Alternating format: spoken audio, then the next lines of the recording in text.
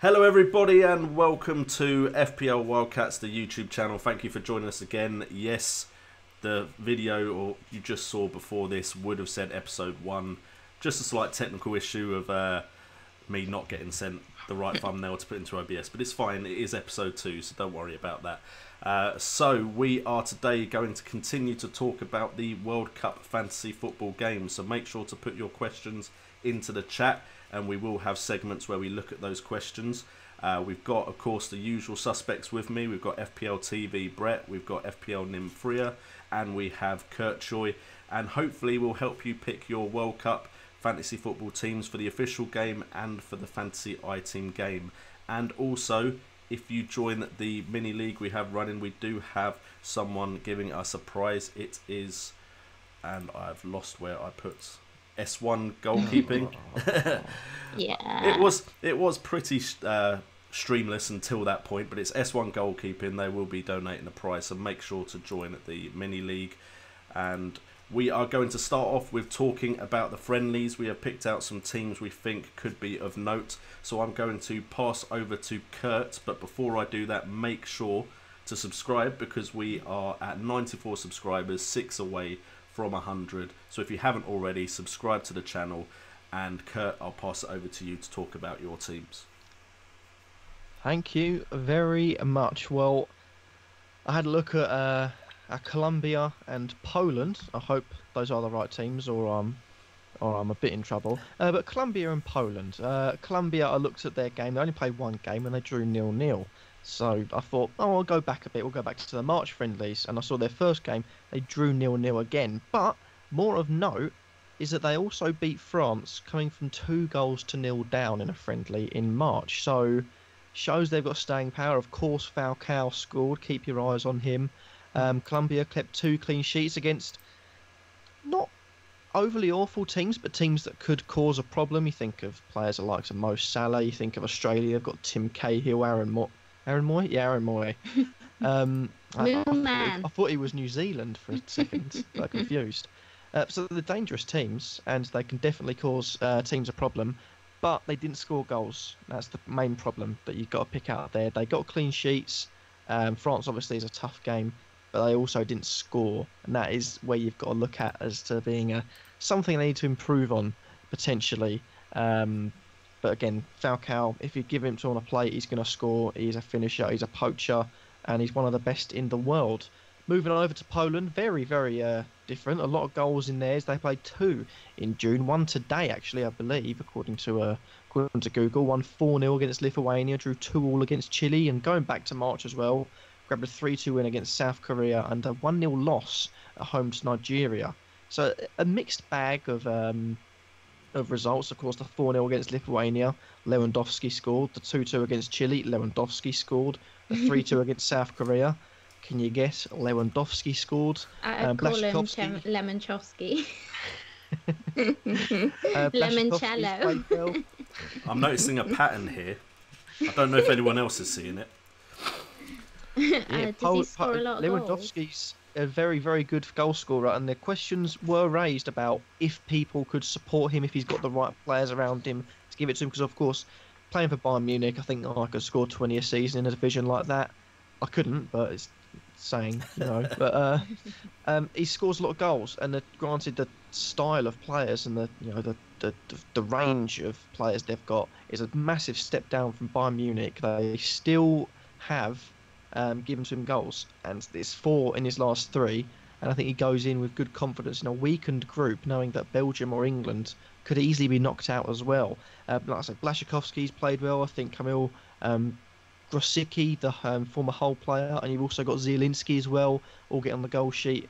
The main point though is the 1-0 loss to Nigeria. I think that shows they have got a bad day in them. Nigeria, I do think, are worse than Poland, but they did lose that game. So a lot to be looking forward to. Those 2 goals conceded against South Korea and Chile, also minor flaws, but attacking wise, I think their attackers could be really good value. But overall, very exciting for Poland. I think you're looking at those strikers and attacking players there, and definitely looking at Falcao for Colombia. And I think that's pretty much covered it all. Yeah, I think I mentioned Lewandowski as a possible golden boot last time round. So, yeah, definitely. He obviously doesn't need the other players around him to still do well, which is good news for those who have him in their fancy football team. To be honest, I watched the Lithuania highlights, and some of the players around him, though, did look like they were stepping their game up. The only problem is the commentary was pretty poor, because I think it was by Americans. Sorry to any Americans, but they didn't say players' names apart from Lewandowski. It was like Poland with the ball, pass it out wide, cross it into Lewandowski. I'm like, the only name I heard was Lewandowski. you no idea. So I have no idea who's assisting him. Yeah. That's really helpful. Yeah, exactly. Did they not think of fantasy football managers when they're commentating? Disgusting. I'll block them from the channel. Both the commentators. No, don't listen. Everyone's welcome. Please subscribe. So anyway, I think I was going to say, I think Kurt was going to throw over to me next. Yep, go for it. The teams I was given to look at were Belgium and Argentina.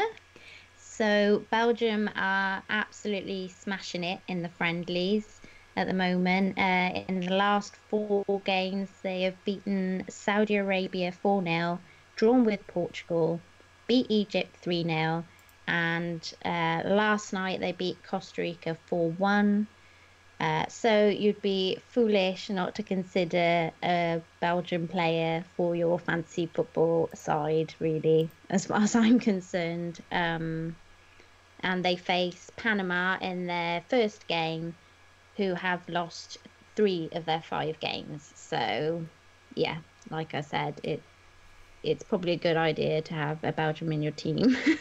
I think the WildCats might have known my love for Aguero at the point they gave me Argentina. Absolutely love Aguero. I'm just trying to please the boss. That's all I'm trying to do. Just buttering me up. So I know people won't be able to resist putting Messi in their team from the start because he's Messi. But I think it really just depends on what fancy game you're playing, whether you're playing the iTeams app or whether you're playing the official McDonald's app, because there's a big difference on whether you have Messi in your team there. I agree with that, yeah. For me, Messi was 7 goals in qualifications and a hat-trick in a friendly against Haiti last night or a couple of days ago. Can't remember when it was. He's, like I said, I think he's worth putting him in my I team.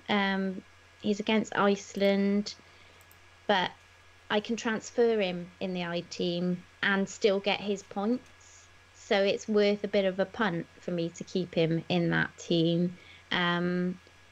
But where am I?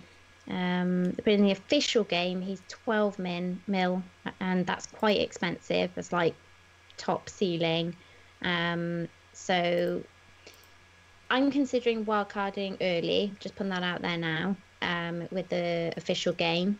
So for me, I think I can get him in a bit further down the line. I don't think he's integral to have just now.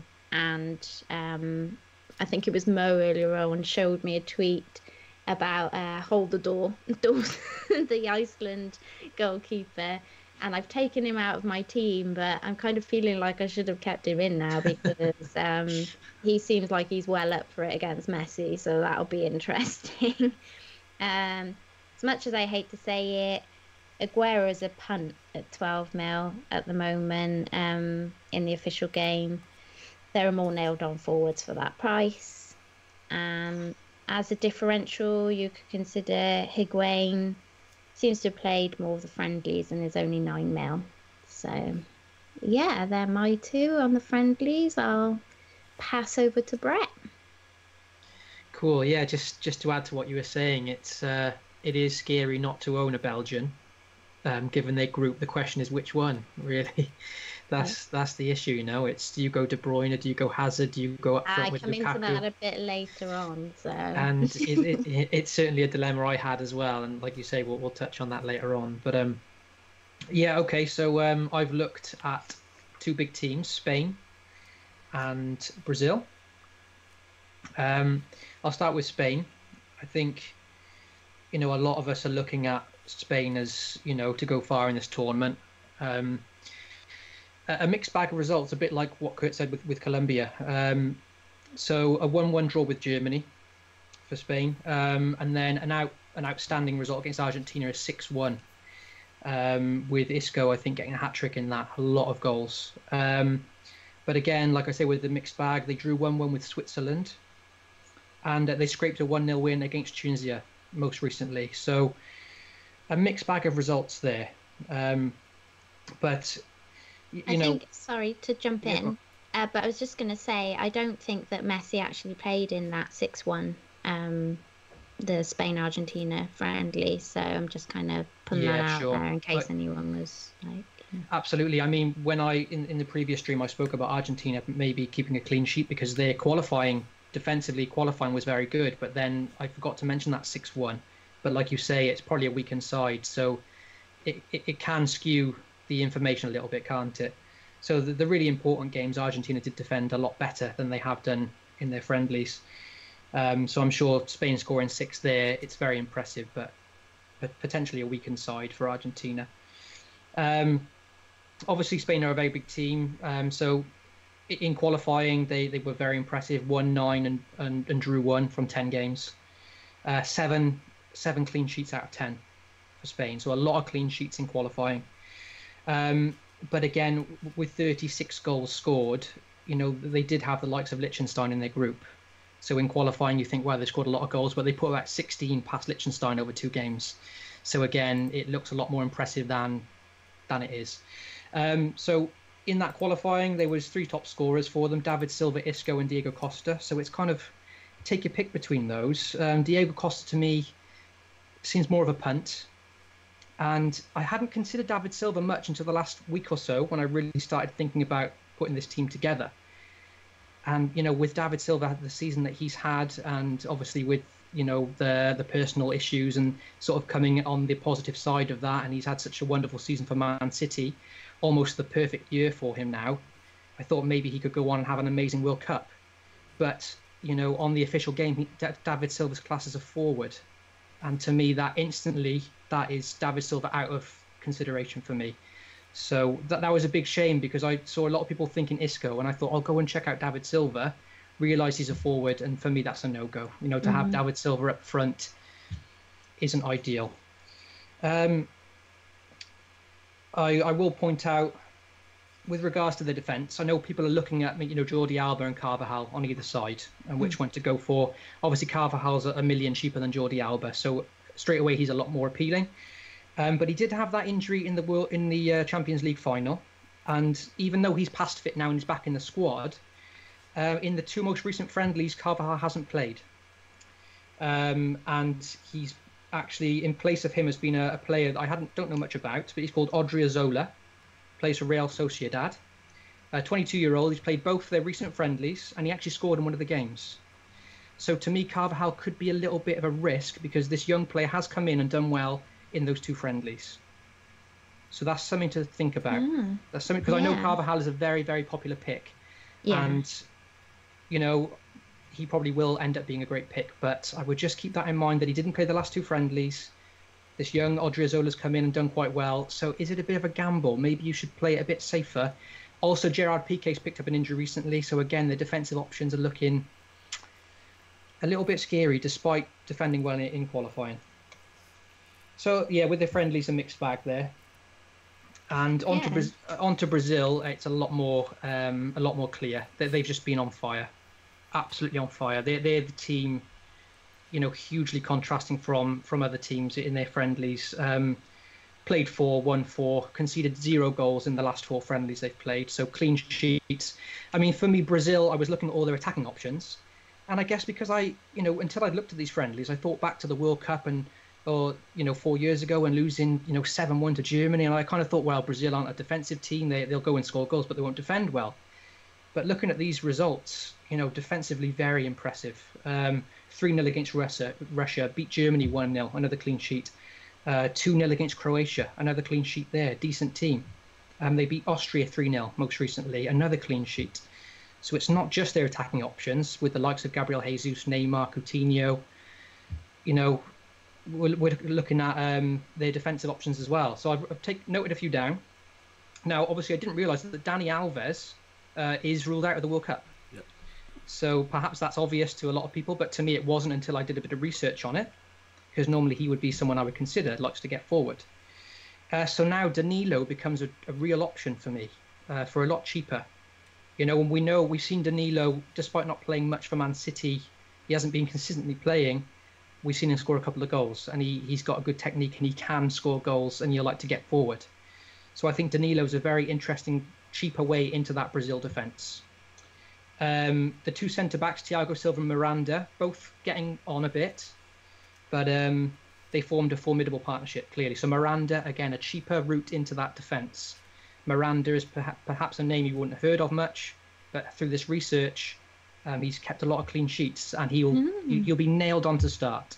So obviously he doesn't offer the attacking threat. Oh, that's nailing the mouse there. Nailed on to be honest, start. I have to agree. It here. I have to agree, because Miranda is the reason that defence has become so solid. I have to completely back Brett here. Before, with it was David Luiz and Thiago Silva, we had that worry of a complete collapse, but Miranda has come in and done an amazing job. So I have to absolutely back that and put my mask down as well. Cool. Jay, seal of approval there. That's nice. Nice to know I'm not alone here. That's great. And just quickly, Nim, you mentioned Paulinho in the last stream. And you might find it interesting to know that he's actually going into this tournament. He's the second highest scorer for Brazil at the moment. The I've most taken him international out my goals. team. So for Fantasy I-Team, obviously he was a bit of a budget option, wasn't he? He was a cheaper way into that midfield. Yeah. And with the likes of Casemiro and potentially Fernandinho, if he's in the team, maybe doing the defensive work. Paulinho, he has got a couple of goals for Barcelona this year. He's got 12 goals for Brazil. You know, he scored in the recent friendlies. You know, on the official game, he's 8.5 million. And that's only 1 mil cheaper than Coutinho. So for me, that's a shame, because he's no longer... But at 8.5, he's not a budget option. Not a differential there. Yeah, but for I-Team, he's a good budget option there. Yeah. So yeah, to sum up, Brazil scoring a lot of goals. You know, you can't go wrong with Coutinho, Neymar, Jesus. The question is which one. But yeah, they've been phenomenal. So I fancy them to really do Japan. You know, really wipe the floor with them in the first game. Cool. And so I guess we'll pass over to Jay at this point and see what friendlies he's got for us. So I am covering Peru and Portugal, and to be honest, Peru are becoming one of my favourite sides going into this, because I knew nothing about them before doing any research, and continuously I keep doing research and they keep popping up in all the research I do with some great results, especially this year. They are undefeated in 5 friendlies played this calendar year, with the only blemish being against Sweden, which was a 0-0 draw. There's also 4 clean sheets out of those 5 games, and wins over Croatia and Iceland as well, and they average around 2 goals a game. So Peru definitely look like they are someone to consider, and do have some budget options in there for you. As far as defenders go, I've been looking at Miguel Tracao, probably said that wrong, but 5 million on the official game, worth considering with contributions up front, with goals and assists, and those 4 clean sheets they've already got. There are fears for me though with the situation up front. I know a lot of us were mentioning Farfan originally, but from what I've seen in friendlies, Farfan and Guerreiro, who's come back, who was the player that was suspended for being tested for drugs positive, it looks like they'll either play one or the other, and especially in I-Team, where Farfan looked like a great out of position option in I-Team, that is a little bit of a worry. But over the friendlies where he has been playing, and of course Guerreiro doesn't have that match sharpness because he hasn't been playing football for the majority of the year, Farfan has scored 2 goals and 3 assists in the 5 friendlies that he's played in. Goal involvement at 71%, and gets a chance every 21.3 minutes. So if Farfan's playing, I really like the look of Farfan. And then my outside bet, a bit of a risk also because Guerreiro is back, Andre Carrillo, played for Watford this season, 5.5 million. He's got 2 goals and 1 assist in the friendlies as well. So I have been looking at him, but he is a bit risky with the return of Peru's top scoring striker in Guerrero. And then as far as Portugal, Portugal, a team that can score freely but have lost to teams like Holland and drawn with Belgium and Tunisia. Their wins have come against Egypt and Algeria in friendlies, and when I look at the teams they've played, they've got their wins against the kind of weaker sides that they've played against. In the last 5 matches, they've scored 7 goals. Fullback Guerrero looks like the best option in defence. Bruno Fernandes actually looks decent, but it's not 100% sure that he's nailed on. And then my outside bet, not a player I'm going to go into too much info about because I'm worried he may not start, is Guedes. Believe he plays in the La Liga. 7.5 million. He's played up front with Ronaldo in a couple of games. So if that happens in the World Cup, he could be a good look after the first round of fixtures. He's definitely capable of chipping in with some points. But of course, Ronaldo is the main man for Portugal. He's got 2 goals and 1 assist in the friendlies leading up into this World Cup. Only issue is at that price, are players like Messi, Neymar better options in teams that potentially could do better than Portugal in this World Cup. And then an outside bet is Quaresma, who's got 3 assists in the friendlies. A lot of, if you've seen him play before, he likes to do outside of the ball, outside of the foot passes, and he's done that quite a lot in friendlies. One with a great assist to Ronaldo to score with a header. So those would be the 2 attacking players I'll look at if we can gather whether Quaresma is definitely going to start. And that's that. Okay, cool. Well, before we go any further, I just want to say we've hit 200 subs on Twitter. Yeah. Okay. So my OCD is satisfied right now. So basically, you didn't Thanks listen for to anything I just said. You were watching the Twitter page, weren't you? No, You were going, Rooster, come on, someone. Nervously tapping the finger. I'll watch the replay. So review. No, I did. It's all good. Don't worry.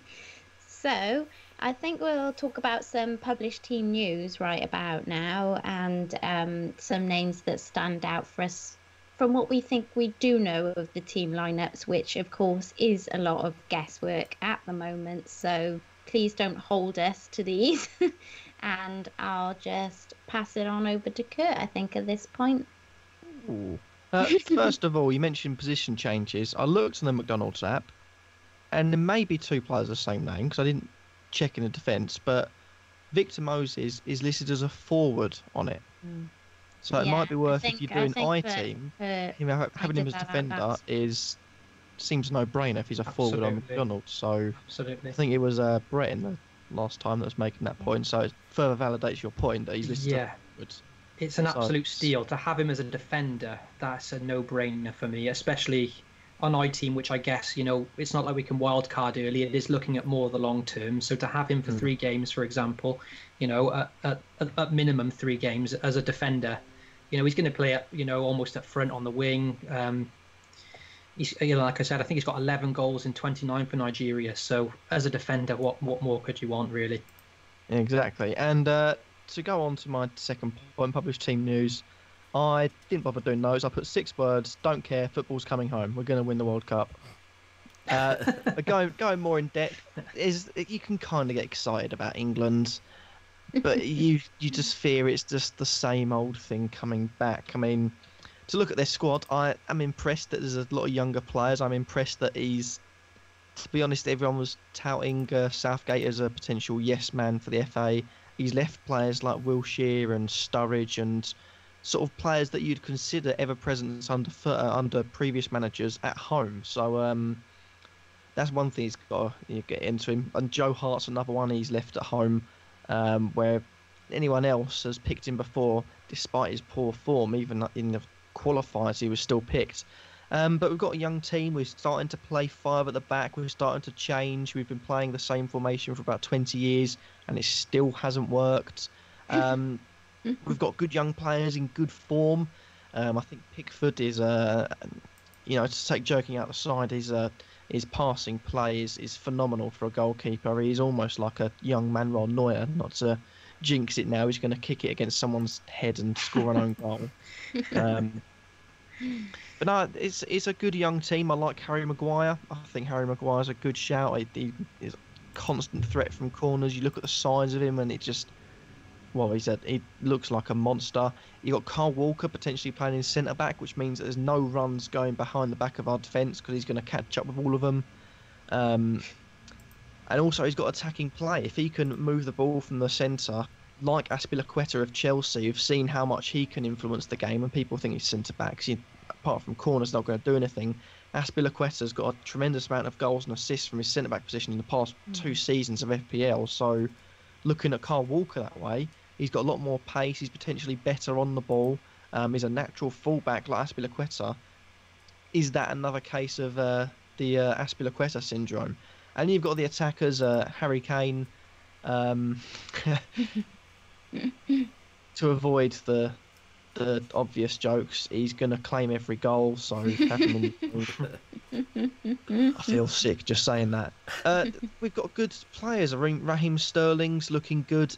In the friendlies, it looks as if our players, for once, and again, I hope I'm not jinxing it, are looking to take on other players, whereas before in the Euros and previous World Cups, they would just sort of halter, they would stop and get a bit nervous, pass it back, and we'd just pass around the 18-yard box of weaker teams for so long. It's what we did against Iceland. We paid the price. They counted us twice. They scored 2 goals, albeit 2 goals we shouldn't have conceded. They were really sloppy, but we only scored 1.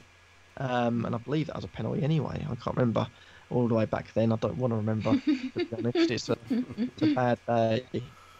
But England squad, it looks good. It's got full of young players. You think Loftus-Cheek, who's relatively inexperienced. You've got Maguire, who's inexperienced, and that can come into our favour, I think, quite well, because they're raw. You've got players that are, have 50, 60 caps that have a certain way about them drilled in. You come in with a young player who's raw potential, hasn't really played for England before. They're just going to go out there, give it their all. They've still got the buzz of playing for England, and especially as a couple of them got their first cap days before the World Cup starting, it means that they're going to be buzzing or really nervous, which is the other side. There's no real pressure on us. They could be nervous, but there's no real pressure on us. The team he's picked, our recent form, and the fact we've lost players like Rooney, Lampard, you're looking at Gerrard, you're looking at Ferdinand, Terry over the past 6, 8, 10 years. We've lost a massive backbone of our golden generation, so to speak. This is the first time where people come into it and thinking there's no pressure on us. If we get to the round of 16 and beat that team then and go into the quarterfinals, many people would see that, myself included, to be fair to myself, a success. So England's team, we've got nothing to lose. We've got 2 teams which we should absolutely batter, but we'll win 1-0 and 2-1 last minute goals. The England squad, there's a lot to go on. I'd say Walker's looking like a good threat. I say after Trippier as well. Ashley Young, if he starts in left back, I'm not sure who will, or it's him or Rose. But Ashley Young, I say if he gets that starting role, will be really good. If his right foot cutting in, crossing and shooting, he should be in for the goals and assists. Sterling running at people. Rashford looked good, scored an amazing goal. Henderson, as much as people give him stick, I think he's good and solid and should help the team. And I think England in itself have got a good young lineup. Could potentially go far, but I'm not going to say anything for definite because we're England. But yeah, just quickly, Kurt. From a fantasy perspective, do you think the England players are really worth a consideration? Do you think they're really worth a go? J&O's laughing, and I know exactly why. They should be. You look at our games, and they should be. No matter who we get, if we finish first or second, the teams in the group we should get. If we go through, we should be scoring goals. Even Belgium, we should be scoring goals against. So Harry Kane, you're looking at, like I said, the wing backs, Walker running forward. You're looking at Sterling. You're looking at Dele Alli. They should be, but we should have had those big, sort of scorers in the Euros, and we struggled against teams like Wales, and we struggled against teams like Russia, where realistically other teams that are around our standard, you think in the Portugals, the Spains, the Germanys, would have flattened them 4 or 5 goals. So it's the curse. I'll judge it by the first game. If we play well in our first game, I think I'd judge it from then. But apart from Harry Kane, no one's for definite I'd say. That's the thing, isn't it? That's what makes me not opt for them a lot of the time, is because they're never free scoring, are they? You never think we're going to put 4 or 5 past them. Like you look at Brazil against Japan or something, and don't get me wrong, they might not score 4 or 5 against Japan, but you look at these teams, you think, wow, that could be a big score there. And when I look at England, even against Tunisia, Panama, I think maybe a defender, maybe they'll keep a clean sheet, they'll be organised, but I never think Harry Kane's going to bang a hat-trick in here, and that's what puts me off them a little bit. Well, that's why I say Harry Kane, because he's a finisher. You give him a chance, he genuinely scores. Like you've shown it over. He's the longest running one season wonder ever. But then I say, like, left side's a bit inconclusive, but if we do play 5 at the back and Walker sits in the defence, Trippier should get the starting role. It could be Trent, but I think he's too inexperienced, so Trippier should get the starting role. But Kyle Walker, if we're playing 4 at the back, he's going to run forward. If you're playing 3 at the back, he's got that Aspilicueta role to come into midfield, find the diagonal ball through potentially. So if you're not going for Harry Kane, Walker, although he's expensive, I have seen, is probably your next best bet for England. Cool. Yeah. Yeah, I think I've covered everything. We're going to win the World Cup. We're going to take over the world.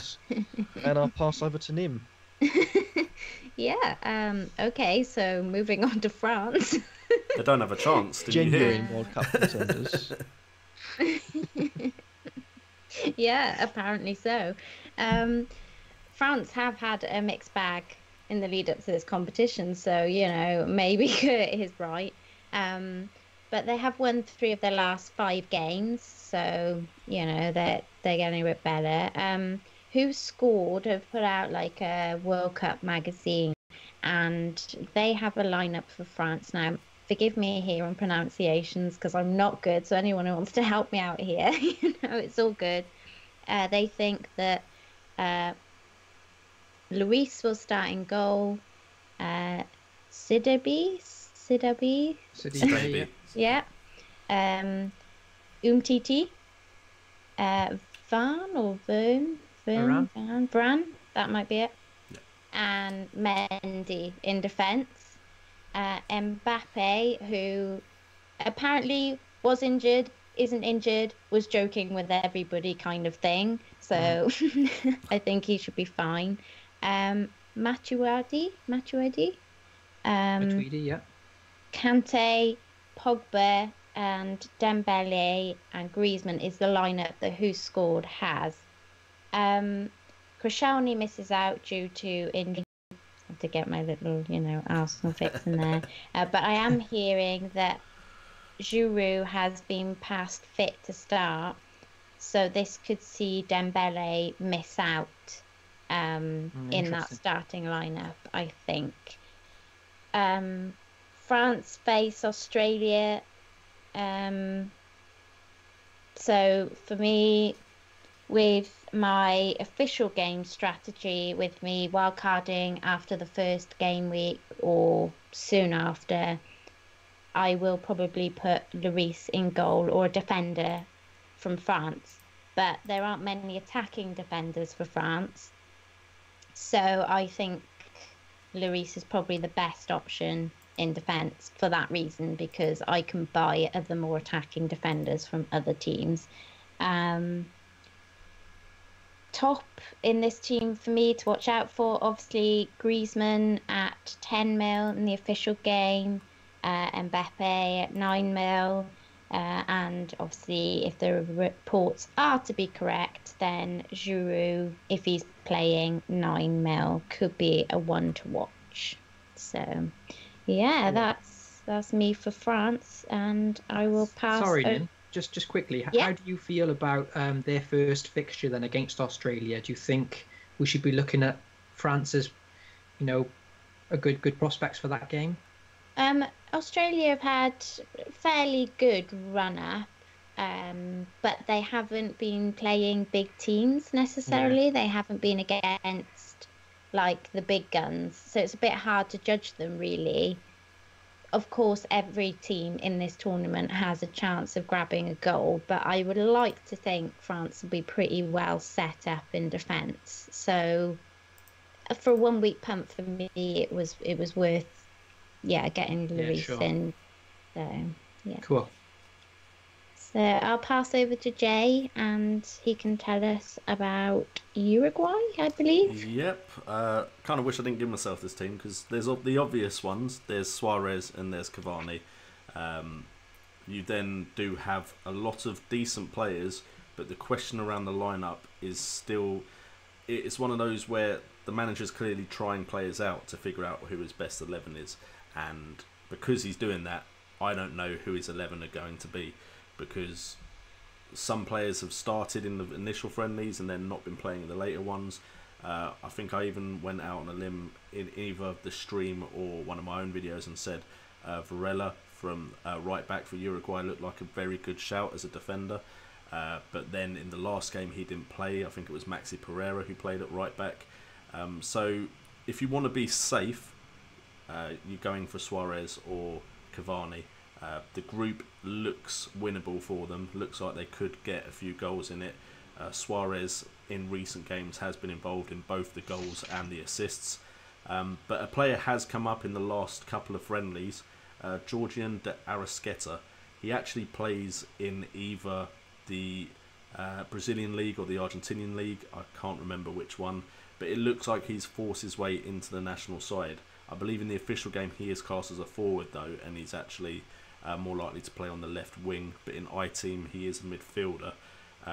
He looks like he's got a share of dead ball duties, and he has scored in a recent friendly they played against Uzbekistan. It looks like he is one of the players replacing Gaston Ramirez, who doesn't seem in favour for Uruguay at the moment. You've got other players like Bentancur. A lot of people are looking at him. I don't really see any underlying stats to suggest that he's a viable pick, but it does look like he could start and be placed just behind Cavani and Suarez, so he could be a good shout, but he hasn't exactly set the world alight in friendlies. But the players I've noticed that really stand out, Suarez and de Arrasqueta. You've also got Godin, of course, and Jimenez, who are experienced centre-backs. One plays in La Liga for, I believe, Atletico Madrid, and Godin plays in Serie A. So they do have experienced centre-backs with some decent full-backs. But seriously, if you want to pick a player and be sure they're going to start, especially if you're doing the official game where you do have a wild card and you can change it up if you do notice a cheap option, I would stick with the players that look nailed on, and that would be Jimenez and Godin in the back, and Suarez and Cavani up top. Cool. So I think that just leads us on to Brett. Cool. Yeah, I just want to quickly ask Jay. With Uruguay, I mean, I haven't looked at the percentages of how highly owned the Cavani and Suarez are. Yeah. But over on the Twitter sphere, I'm seeing a lot of Cavani. Now, if I was to pick one, I would go Suarez. And I want to know, if you had to pick one, which one would you go out of those two?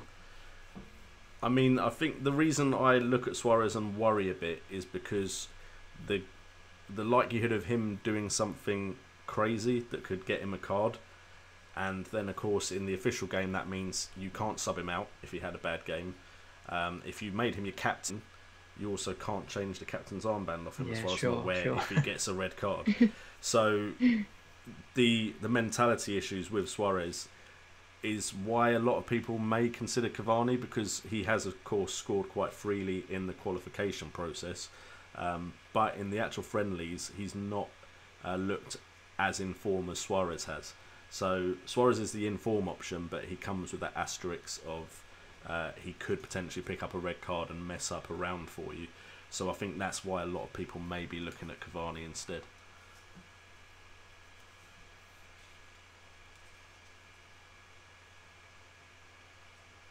Yeah, that's a really interesting point about, like you say, if he does get a red card, which he's got in his locker, you never know with Suarez, and in the official game that gets rid of your opportunity to swap him out, or the captain thing, you know. So yeah, because I was going to point out, I haven't done much research on Uruguay, but whilst they were playing together, Cavani and Suarez took a penalty, and I kind of thought, oh, Suarez is on penalties then, maybe he's a better option, but like you say, in qualifying, out of all the groups, all the teams in qualifying, Cavani was the top scorer, above Neymar, above Messi, above everyone. So that's interesting too. It's a really tough one, and I'm scared not to have either, to be honest. I'm a bit concerned about that one because their group is quite nice. Yeah. All right, so I'll move on to Germany. I was looking at Germany. It's with their starting 11, it's very difficult because they've got such an array of talent. Such a quality squad. Notably, Manuel Neuer is back from injury now. He's back playing in the friendlies and stuff, so that'll be good. I mean, he's not a player I've considered. I mean, the way that the official game is working, where you can swap players, essentially you've got two chances of a clean sheet with the goalkeeper there. So you're better off going for two cheaper keepers, I think, because you've got two chances. And so rather than splashing out on Neuer, you might be, you're more likely to get a clean. Yeah, it saves you a bit of money elsewhere, and it gives you better chances because you've got two tries at it, basically, So the German defence isn't really somewhere I've looked at much, except for Joshua Kimmich. He's the only player I've really considered. I considered him from the start, and he's turned out to be a very popular option now. Obviously expensive at 6.5, which is the issue. But in qualifying, he had 9 assists and 2 goals. 9 assists for someone classed as a defender is very, very impressive. We've seen him score in the Champions League against Real Madrid in both legs of the semi-final. So he's been played in midfield before. He can play in a lot of positions. I don't want to talk about all the defenders because Kimmich is the only one I would consider personally. Again, with their midfield, you've got Toni Kroos, amazing player, arguably one of the best midfielders in the world. But for me, he's not a fantasy option, So, and again, Ozil, who missed their last friendly, I think he might be injured. Marco Reus came in for him. But there's that competition for that spot, both quality players. Again, I'm not looking at those, For me, if you're looking at a midfield, it's Thomas Muller every day of the week, We've seen him score in every tournament. I've got here, Golden Boot in 2010, 1 goal off the Golden Boot in 2014, the top scorer in qualifying that year. The only negative for Muller was the Euros 2 years ago, didn't score there, but since then he's top scorer in qualifying again for this World Cup, and he's classed as a midfielder. And in the official game, we've seen a lot of midfielders who are forwards in this official game. It's almost really hard to find a really good midfield, isn't it? Absolutely, and that is frustrating because I think, I'll look at this player and he's a forward. I'll look at this player, he's a forward. Yeah. Muller isn't a forward, he's a midfielder. Obviously very pricey at 9.5, I believe, but his pedigree in these big tournaments, I just wouldn't look anywhere else. I wouldn't look at Ozil, I wouldn't look at Royce, I wouldn't look at... I mean, maybe Draxler's a bit cheaper because obviously Draxler's been picked over Sane, which was a big shock. So he, they're all a bit gambles to me. It's Thomas Muller for me, and that's really it for their midfield. And then up front, so you've got Joshua Kimmich at the back to consider, Thomas Muller in midfield, and then Timo Werner up front is the one player who I did have him I've got him in my fantasy I team. He's not, you'll see later, he's not in my official team at the moment, but a lot of goals this season, a lot of goals for Germany. He's nailed on to start, but he's one of these players that can be subbed if things aren't going their way.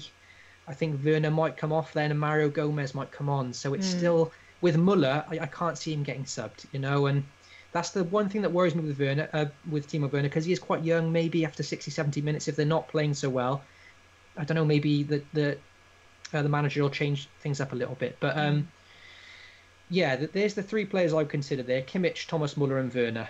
All very viable options, but pricey at the same time.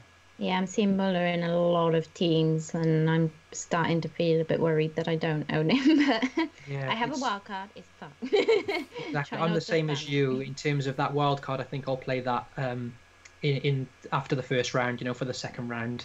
But yeah, Muller's record in these big tournaments, it's hard to look past, isn't it? So even though there's a lot of other players that look like more natural goal scorers, he just always seems to turn up, doesn't he? So cool. Yeah. I think it might be a really good point to throw out some questions if everything's going okay in the technology department this time. So I think we'll pass it over to Kurt to find us some questions. I've muted myself by accident. I saw people talking about Pogba's hair, so I thought I'd start things off on a serious note. What are your thoughts on his hairstyle changes all of a sudden? Well, I say all of a sudden, What's the every latest? couple of days. Yeah, I haven't seen the latest. What is it? Oh, I don't know. Show us, Kurt. Pogba, latest hair. If you have an actual picture, like you just pull up, then I'm going to be like, why have you got pictures of Pogba?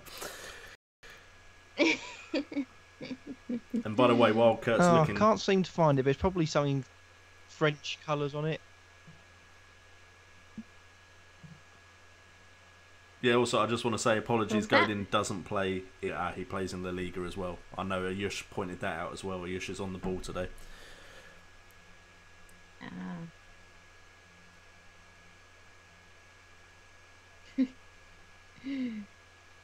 But no, his hair is a...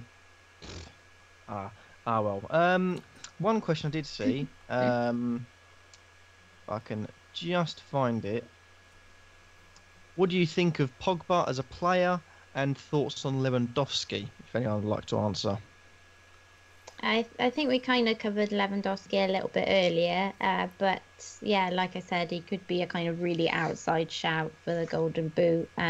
Yeah. But Pogba, I think as long as he's in an advanced midfielder role rather than a defending midfielder role, can be on fire. But it's, whether he plays in that position, I'm not entirely sure, to be honest, with France, how they play him. So if anyone else has got any insight on that. I mean, for me, Pogba, he's not someone I've ever... Even in the FPL days, he's not someone I strongly consider. I mean, he obviously can chip in with goals, and with Kante and Matuidi, who are both sort of, deeper box-to-box kind of players, that will give Pogba that freedom. And, I think 2 years ago, Pogba did have a very good tournament for France, obviously coming under a lot of criticism now for how he's been playing, recently, and he's very patchy. In terms of players who aren't spoke about much and differential, Pogba could be one, because their group is good. They are playing Australia first. The national team are going to be looking to him. So out of all the midfield players, I'm not sure, is Dembele classed as a forward maybe on the official game? We're not sure. But from midfield, Pogba is he's ahead of Matuidi and Kante, He's the only sort of creative spark there. He's not someone I would consider, but... and it depends on his price as well, So it's not someone I would consider, but he could be a good punt, and he's he can head the ball, he's got a lot of flair about him, he can create a lot of goals and assists. So that's my opinion on Pogba. And just to add about Lewandowski, because I didn't mention it earlier, because we're going to go to our teams later. And Lewandowski wasn't a player I'd really considered, despite how classy he is. I didn't consider him much, but I remember you mentioning him in the last stream, and. Looking at qualifying, I think he scored 16 goals in qualifying, Lewandowski. He got 3 hat-tricks in that time. Granted, he was playing, very favourable opposition, Kazakhstan, that kind of, and Armenia, Romania. So teams that he should be scoring against, but 16 goals in 10 games. And then all the friendlies that they've played in, he almost scores a goal a game. He scores all the time. Yeah. And and you'll see later that's why he's made it into one of my teams at the moment, just because he's so consistent. Yeah, definitely. He's a bit of a late bloomer for me. He sort of just appeared, and now I can't not have him all of a sudden. Not think about him. He's just there in your head all Absolutely. the time. So whoever asked about Lewandowski, I'm all for Lewandowski at the moment, just because of his record, and he's just the main man, and he's done it at tournaments before as well. So. Has anyone else noticed any more questions in the chat before we move on to our teams? People said, Jeff Holt said, I think you guys should all choose a player and adopt their hairstyle. So if someone wants to choose Fellaini. A question from Twitter, Midgetavius has put, Danilo or Trippier? Yeah, we had that one on on Twitter, definitely. I wasn't sure on this one, because it depends on whether Trippier is nailed on, I suppose. Whereas it looks like, I think Danilo is, from what I've been reading so far or researching. So based on that, maybe Danilo. But yeah. I mean, What I about you, think Jay? I think Danilo, Brazil side getting clean sheets, England side also capable of getting clean sheets. I see Brazil scoring more goals, so I think Danilo's more likely to be involved in goals because of that. So I think Danilo is your better bet. Not saying Trippier isn't going to be a good bet and won't do well in this World Cup. I just think if you're choosing between those two, Danilo is capable of assisting the likes of Neymar, Jesus, Coutinho, and then you look at who Trippier is going to be playing the ball into, and I think you see a difference in class there. Not that I wouldn't love England to do amazingly well, but I just think there's a clear difference in class of the team, and so Danilo is more likely to be involved in goals.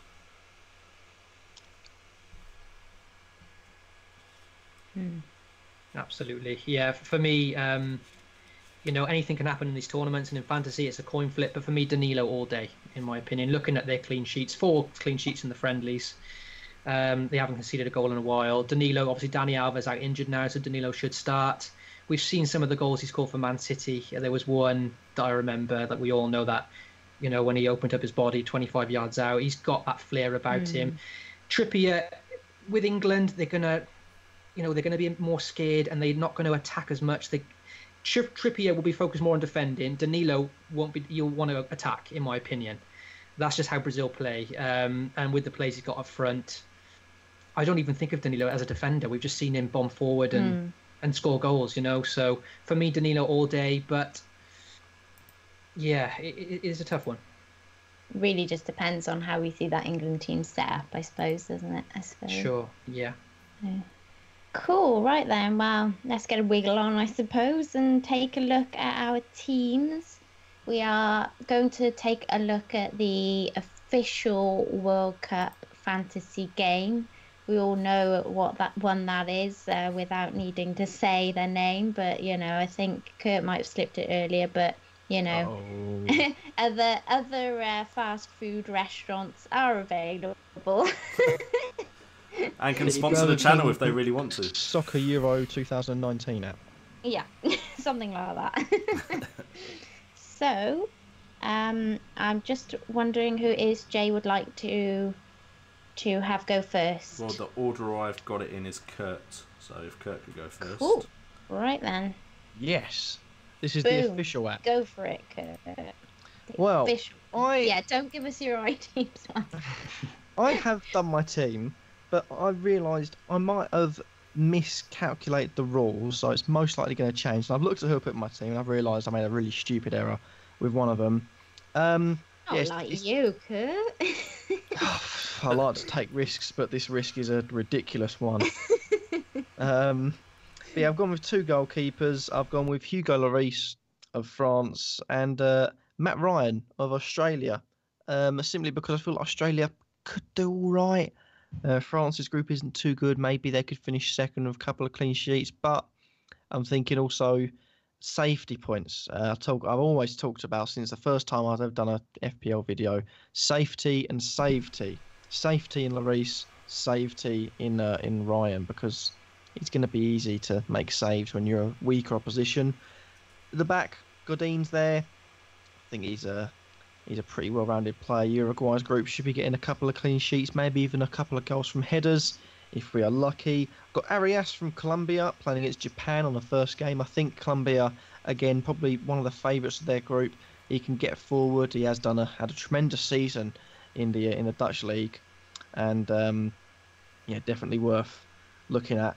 Also Veselko for Croatia, a team that sort of flies under the radar because they've had a good team for so long. And you think of the players they've got. You're looking at Modric, Veselko, you had Dario Serna there before. You got Mandzukic, you got Kramaric as well. You've got Kovacic. There's a lot of good players, and they never really fulfill itches. Yeah, lots of itches. I think we made that last. I thought you said something else. But yeah, lots of itches, lots of good players, but they never really fulfill potential. But Veselko has been all right for Atletico Madrid, apart from his quick and stupid double yellow and red card against Arsenal in the Europa League. I've also got Yoshida and Pontus Jansson at the back. Yoshida because he's done all right in FPL, maybe even could nick a goal. And then Pontus Jansson simply because he's a bit of a mad bloke. I couldn't really think of any other reason to bring anyone else in. In the midfield, it gets a bit interesting. I've got Casemiro there because I feel like he should really be looking at starting, but then I also realise there's a lot of competition in that area. And the fact that he's more of a defensive player, but still cheap. I think he's 5.5, so he's most likely to stay. Isco, I think he's made it onto both my teams. I think he's a great player, and I think the price you get him at in this game and the game on our team is a good price. He's a good player. He's in phenomenal form for Spain, and he should be capitalising on this World Cup opportunity to really put his name out there as one of the world's best attacking midfielders. Then you got Crondelli, I believe you say it, for Denmark because Eriksen's far too expensive. But Crondelli, I feel like he's an all right player. Could come up with a goal or two. Has had an all right game, and to be honest, I think he's a bit of an outside chance. I need a cheaper price player. Also got Miguel Layún in there, who I realised I forgot he was in there until the graphic was sent to me in the group chat. I thought, why have I put him in there? And B, because he's a defender, predominantly. So I really can't explain that pick. No idea why he's there. No basis to why I pick him. Mexico, I don't think will do too good. On the grand scheme of things, just not a clue why he's there. So you can tell I've paid attention. And Thomas Müller as well, simply because he's a midfielder. He can play attack. He will score goals. Fingers crossed. And again, Germany, a big team. Semi-finals should be looking to aim for. And you've also got up front Cristiano Ronaldo as a captain, because if Portugal don't play too well, Ronaldo will. In the last tournament, Euros, he got 3 goals and 3 assists. So that's a tremendous amount of points for 7 games, I think it was, back then. Gabriel Jesus, because I feel like Neymar's a bit too expensive, but he dropped down. Jesus constantly playing up front, and he's a goal scorer. He's proved it at Man City, and he's proved it for Brazil in the last 12 months. And Kelechi Iheanacho, simply because I like Nigeria's kit, and I feel like he could be an outside chance to get in a couple of goals. And that's basically my team. Some players in there that are really good picks that will do really well, and some in there that I didn't even know I picked. So mixed bag. So, who are the ones you're already thinking of changing?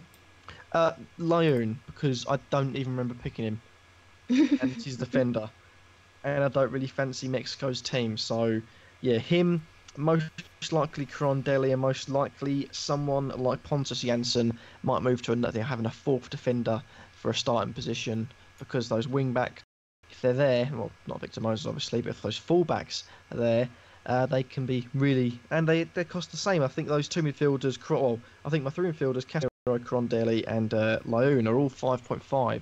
You can find a good full-back at 5.5. I think my 3 defenders, but Arias, Vasalco and Godin are all 5.5, so I think having them in midfield there is a bit of a waste. So I might overload my defence a bit for a couple of better choices and have some defensive midfield that's going to start, get me a few points, but nothing more, just to sort of fill the gap, really. Cool. Jay, who did you have up next? That would be myself. Cool. So it's going to be interesting. Is it the full screen? Sorry? No, I've changed it. We had a test run, and my team just covered the whole screen. So yeah, it's sorted now. But it's going to be interesting when we get to my midfield. You'll see in a second. But I'm going to start off with my attack first.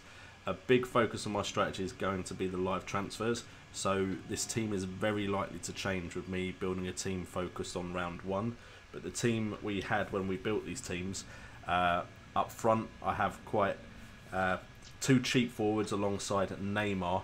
I feel like I needed one of the stars for the tournament, and Neymar was the one I was leaning towards over Messi and Ronaldo, purely because I think Brazil will do better than both the other teams. And then we've got Mitrovic, who is probably the 2nd highest scorer in friendlies after Lukaku.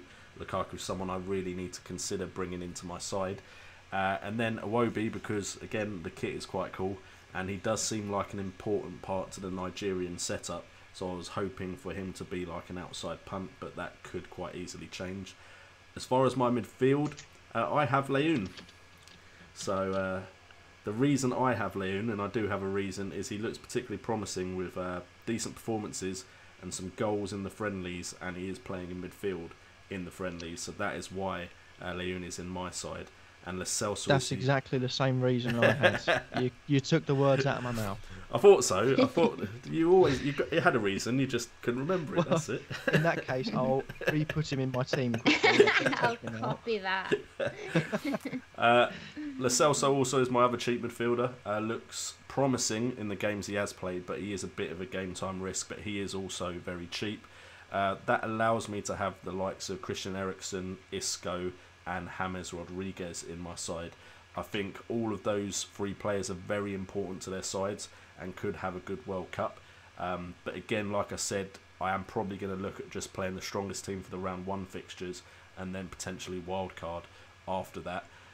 Also, I believe it allows me decent changes in captain as we go through the first round of fixtures as well. And then in defence, and there's a reason I have 5 at the back in my formation, it's because those 5 play before some of the players on the bench, so I can always sub them out. So we've got Hegarty, who against Uruguay I don't expect much, but then in the other 2 games I believe Egypt can get some clean sheets. We've got Jimenez as well. I believe Uruguay should be very capable of getting clean sheets in that group. Dalsgaard, 4.5 million, looks nailed on at right back for Denmark. That is why he's got in, because he's quite cheap. Tricao from Peru, looks like he's going to be involved in some of the goals if Peru do score. And then Ricardo Rodriguez scored 2 goals in the friendlies leading up to this World Cup, and is on some set piece duties as well. And then we got Alisson in goal because of the clean sheets of Brazil, and Berkey also in goal, but he probably is unlikely to ever touch my starting 11 for the first round of fixtures because they are of course playing Brazil. But I do believe Brazil will get clean sheets, and it's a question of Alisson or Miranda for me, just because I'd like to try and save money further forward, and they're quite good value in the official game. So Don't lie, you just like players with women's names. Come on. Yes, I just couldn't find any more, damn it, that's the problem. Next time we stream, anymore, put it in the chat. I'm thinking of looking at hairstyles next. Which ones have female haircuts? You could start with he's not there, is he? I was gonna say with Zlatan. Cavani's a good start. I was gonna say Cavani, nice bring him in, yeah. Yeah, good point. I could always build another team and see how well that team does with just female names and female haircuts. You could. You definitely could. Who did you have up next? Up next we have Brett. Oh, thank God. I was going to say I'm not ready to talk yet. Cool. Yeah, it's funny actually because you both talked about Layun, and not many people might know this, but he was actually on loan at Watford, I think last season or the season before, but only for a few weeks. Oh, okay. I did. Or they loaned him out, or he was at Watford for a little bit, and on FPL, I think the opening day of the season he scored for Watford or something like that. And I kind of checked him out, and he was classed as a defender, and he was playing further forward. He was on the wing or something. Layun was. So it's a shame that he's not classed as a defender in this game, because on FPL he was for the couple of weeks that he was at Watford. And yeah, just to touch on the Nigeria strikers, so Iwobi and Iheanacho, both with decent records for Nigeria. So not players that I've got personally, but with this whole kit thing and everyone buying the kits and a lot of support behind them, you never know. As if you want a budget striker, maybe they can do it. And for Kurt, Iwobi, crikey. Yeah, I mean he's a much better player for Nigeria than he has been for Arsenal. There's no doubt about that. He scored a couple of goals against Argentina, scored recently in some friendlies. So you never know. It's a shame that Iheanacho that Iwobi isn't a midfielder, because again, if he was, definitely might even be more appealing. And just quickly with Kurt's defender Vasalco, he was a player that I looked at when I researched the groups. And 4 assists for Atletico this season for Vasalco, so he does get forward. And their midfield, like you say, with Modric, Rakitic, possession-based players, Croatia should have a lot of possession because they've got such a class midfield. So maybe their defence can keep a clean sheet or two. Right, so I'll move on to mine. Right, so to quickly point out, obviously with this this feature where you can swap the players out. This team that I've got here is the team I expect it to be at the end of the round, but obviously there's players on my bench that will play first, so they will feature. But I thought it might look a bit confusing to the viewers if I had a lot of budget players in my starting 11, if you know what I mean. So this isn't final, but this team has been moulded a lot around having Neymar, because that extra, I mean, to bump down to Jesus for 3 million is like it improves my team a lot in terms of upgrading my defense, my midfield. I've had to sacrifice Kimmich to get Neymar in, but I just, like Jay was saying, I can't get off. Neymar for me is the premium player that I can't look past. I just feel like, I know it's easy I just feel like it's hat-trick coming. I just feel like hat-trick against Japan for Neymar. Like, he's back from injury now. He just scores in every game. His international record is just insane. I like Jesus, and he is 3 mil cheaper, but Neymar is just the main man, isn't he? So I do fancy him to get a lot of goals, and ultimately I think he'll be my captain this week. So I'll start at the back. So I've gone Caballero because obviously Sergio Romero, I think that's his first name, Sergio. Well, Romero for Argentina is obviously injured, so Caballero, a budget option, comes in. Not a big fan of him personally. He's obviously looked a bit dodgy for Man City, but he is 5 million for Argentina. He's not a bad option there. My goalkeeper on the bench is Olsen of Sweden. Don't know much about him, but playing South Korea first, haven't been impressed with what I've seen from South Korea in friendlies. So I think Sweden in that opening game could keep a clean sheet potentially, because they've kept a few clean sheets in the last couple of friendly Sweden. I think 2 on the bounce recently, so they've got a clean sheet in them. I've also just to mention, I also plan on doing the wild card probably for the second round too. So this is very much built around round 1 of the fixtures. At the back, I've gone a theme there. We all seem to be kind of doing that. Yeah, I think it allows us to test the waters with a few players. Essentially the first round is a wild card, so we've got round 1 for a wild card. Pick whoever you want. If it doesn't go well, wild card in round 2. There's only 3 rounds before you get another wild card. There's unlimited transfers, so you've got to use it quickly. Because you're going to get... there's no carry-ons with this. You can't carry on your transfers like with FPL. Exactly. And then you get 3, 5 and 5, I think it is, for then the next few rounds. So there's just so many transfers. Yeah, there is. I couldn't agree more. It's like mini wildcards every round. And because you're building a team for the group stages, you're already on a wildcard there. You're going to put in a lot of big players that are most likely going to stay in the competition. You're not even going to need a wildcard later in the competition because you've got, like you say, the 3 transfers, the 5 transfers. So for anyone watching, be sure to note that we have got a wildcard. If you don't know that in the first 3 rounds, you get another one then after the groups are finished. So it's just focus now on the group stage, and there's a lot of transfers available with that wild card as well. So I'll just rush through it a bit quickly. So Benatia for Morocco at the back. Morocco with 0 goals conceded in qualifying. 6 games, obviously easier opposition, but that's still 6 clean sheets in 6 games.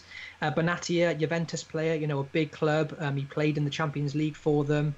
Like 25 appearances or something for Juventus, so clearly a big player for a budget 5 million, so a decent shout there. I think someone asked earlier about Danilo Trippier. I've gone for both currently.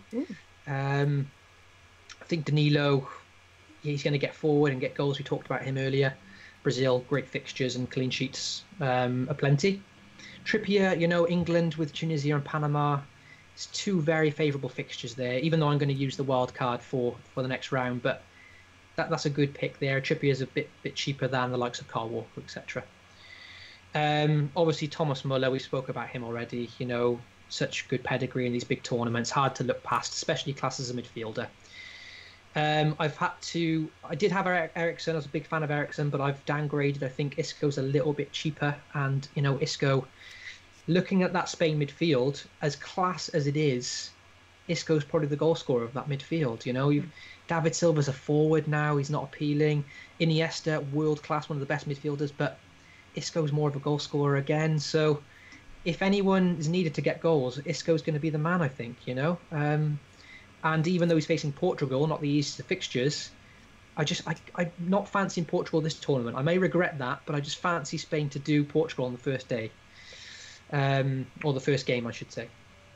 Again, Belhanda, seen a lot about him on Twitter. So if anyone's on Twitter a lot, a very budget option for Morocco. Not their best midfield option. There are penalty takers at the, I can't think of his name now, Ziyech or something. Ziyech. He's a penalty taker. He's 7.5 though. So to get in that player, a Morocco midfield for 7.5 is not as tempting. So Belhanda, I think, is 5.5, very cheap. A couple of goals in the friendlies.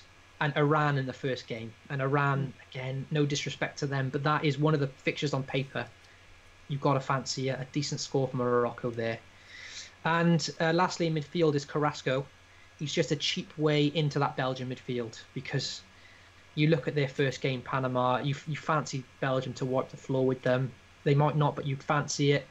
I can't afford De Bruyne. I can't afford Hazard up front. And Lukaku, again, like Jay said, is very tempting.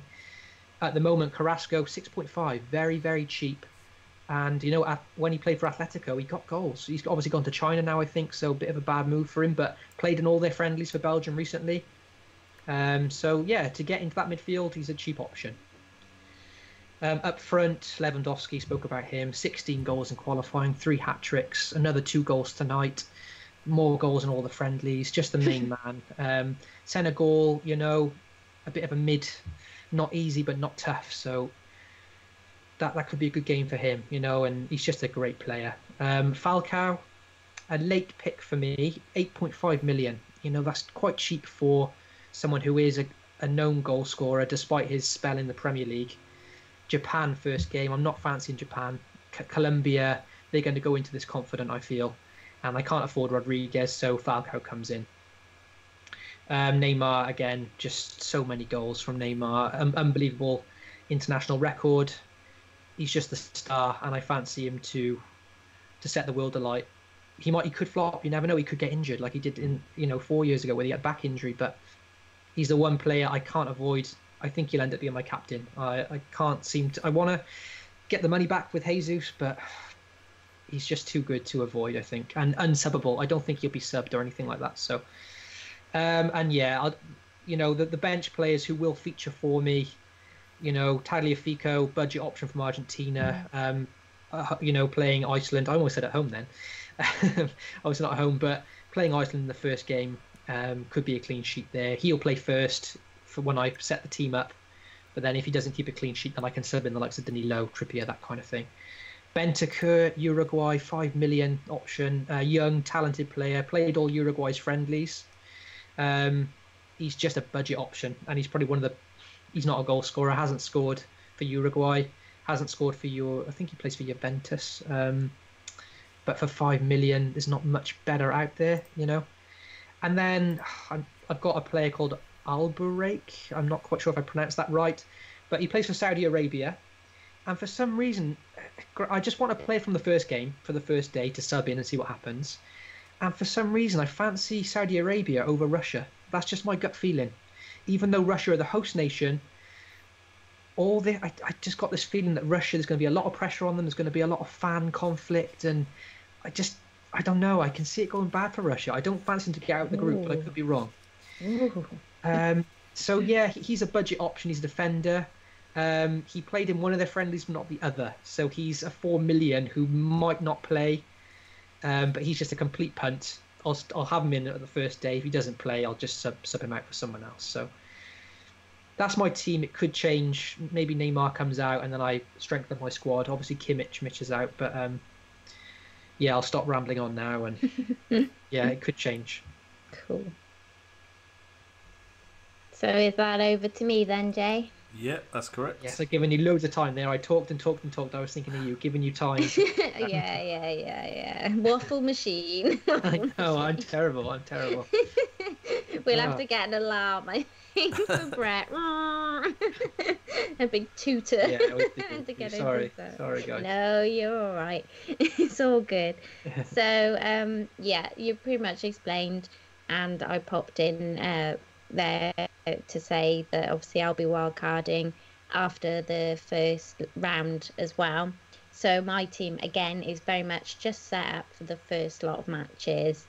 So that's why I've gone for Lloris, as earlier when I looked at France, I mentioned the reason why there. And then I've gone 2 premium defenders, 2 2 middle price defenders and a cheapie. Hakimi for Morocco, I think. So he's at first on my team, basically because of the schedule. He'll most likely make way for me for Mounier as the round plays out, but he's cheap and he plays at 4.5, so he's worth a punt effectively. And 4.5, decent. yeah, and I think it's Morocco, and if it is, then what you were saying about the clean sheets fills me with a bit more confidence. So Marcelo loves a goal. I really wanted a Brazilian defender and wanted to put more Brazilian attacking people in, so that's why I took out Alisson and put in Lloris. So then I went the same as you with Tagliafico, Brett for Argentina. Yeah.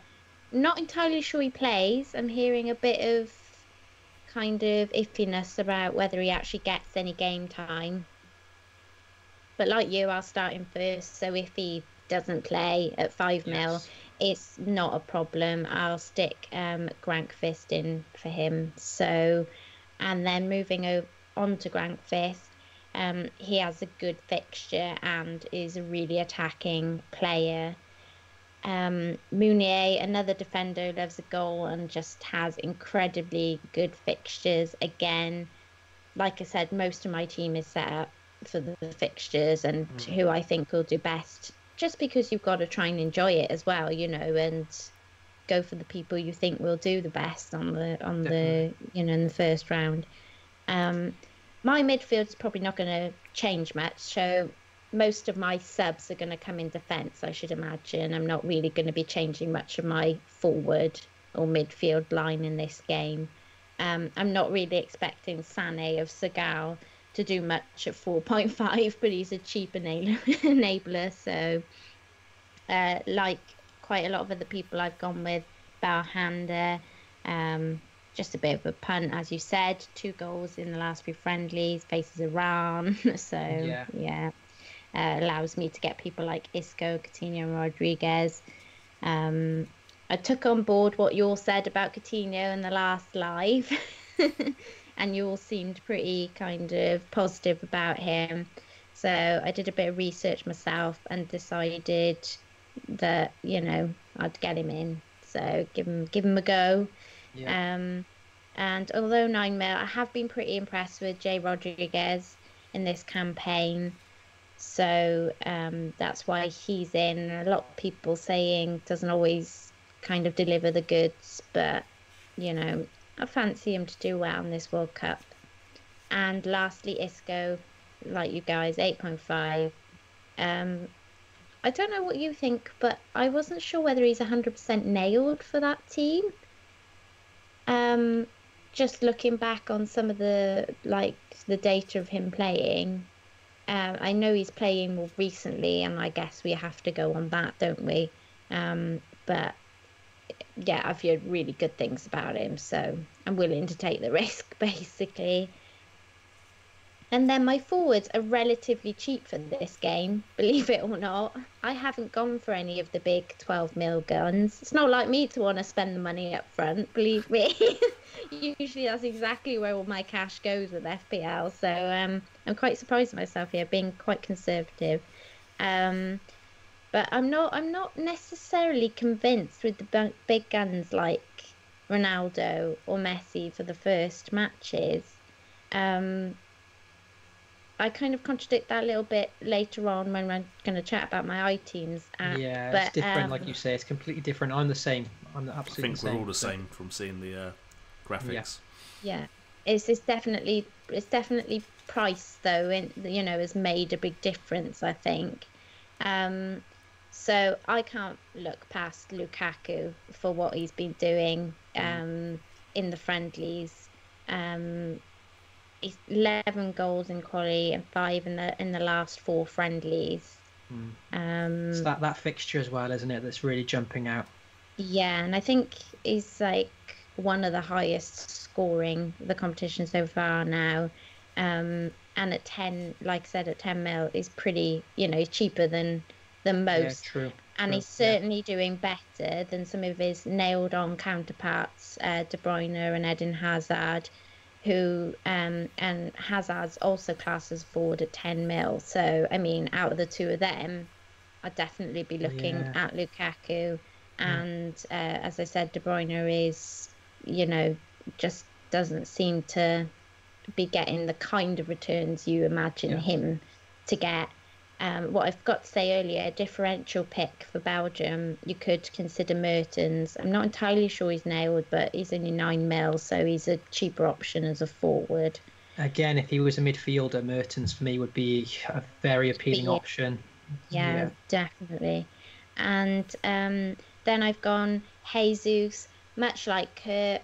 I just think 3 mil less than Neymar, and is easily keeping up with the stats of Neymar at the moment in the friendlies. I just gotta take that punt, Like I said, with all the wildcards we got, I can settle on a more nailed on expensive forward a bit further down the line, but for now I'd rather spread the cash, make it a more kind of balanced team, so to speak. Sure. Yeah. That's just the way I'm playing it. And then lastly, I've just taken an absolute massive punt. I think, Jay, you've got him in your team with Mitrovic of Serbia. He's 7.5, like you said, and got a hat-trick. So my captaincy flow, because we haven't really touched upon this at the moment, obviously we can change our captains. So it's best to kind of choose a captain that's playing earlier on in the group stage and then switch it as you go along. Yeah. At the moment, I'm starting with Isco to move to either Mitrovic, Jesus or Coutinho.